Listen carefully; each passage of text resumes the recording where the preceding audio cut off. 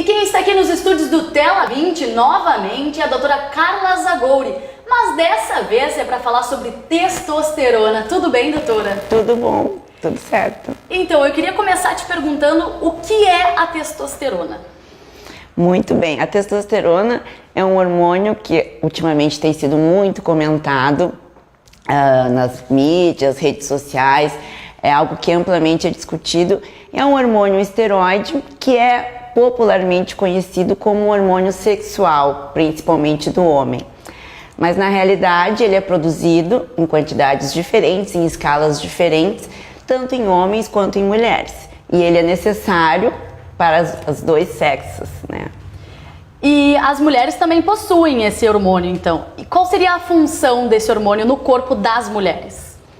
Na realidade, ele tem uma função muito importante tanto em homens quanto em mulheres, que é na gênese tecidual. Ele estimula a produção muscular, ele aumenta o nível de produção muscular. E isso é fundamental ao longo de toda a vida, tanto em jovens como em pessoas acima de 40, 50 anos, onde existe uma marcada perda da produção muscular, redução do tecido muscular em todo o organismo, também pela redução da produção desse hormônio que ocorre naturalmente com o passar da idade. Com o passar da idade ele reduz, mas existem casos onde se tem esse hormônio em excesso?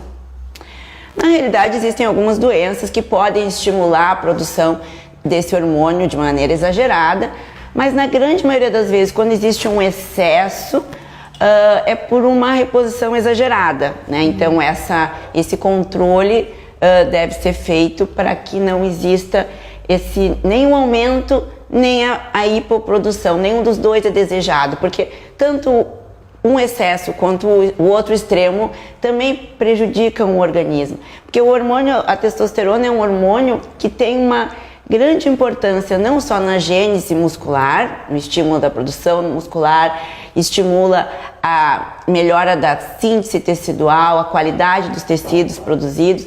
Ele tem uma grande função sexual também, tanto em homens quanto em mulheres. Aumento da libido, estímulo da gênese dos espermatozoides nos homens, mas nas mulheres também a libido é extremamente estimulada quando existe uma quantidade de testosterona na quantidade adequada. Por os homens já ter mais testosterona no corpo, existem mais casos de homens com excesso de testosterona ou isso não tem nada a ver? Não, essa realidade não existe.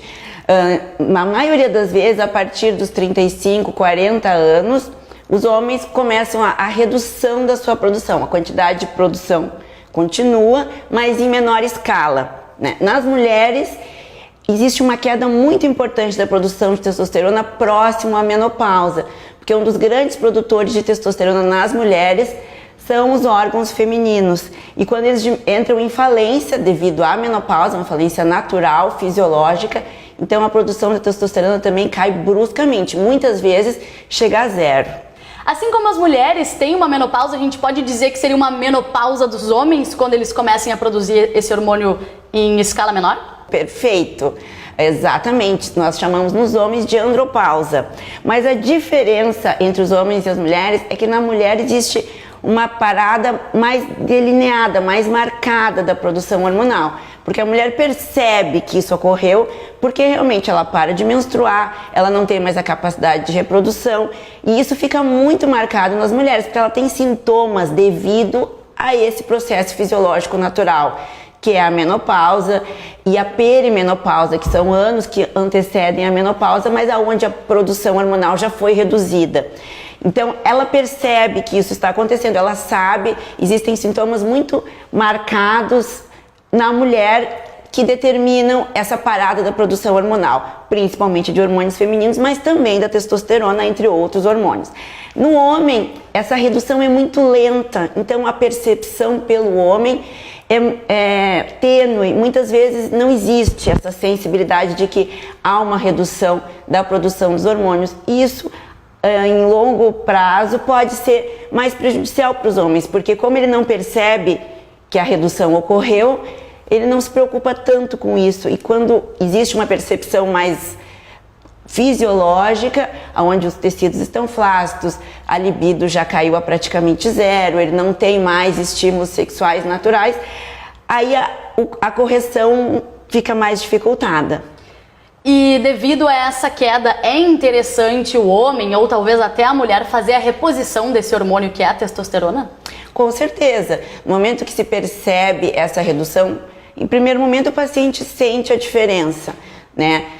As mulheres próximas à menopausa percebem a queda do interesse sexual, queda de libido, redução da lubrificação vaginal, entre uma série de outros fatores, perda da massa muscular, dificuldade de ganho de massa magra, por exemplo, pacientes que naturalmente fazem exercício ou têm uma vida saudável, mesmo assim elas percebem que o metabolismo ficou mais lento, ou seja, tem um acúmulo de gordura facilitado, principalmente em região abdominal e outras áreas onde isso não ocorria alguns anos antes. Então, todos esses sintomas estão associados com a queda hormonal e a testosterona está integrada entre essas causas, vamos dizer assim.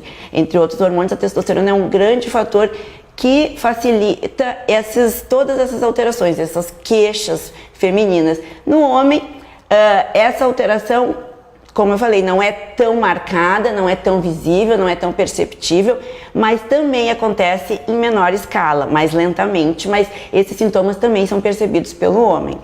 E essa reposição hormonal seria o tratamento mais adequado ou existem outros tipos de tratamento também?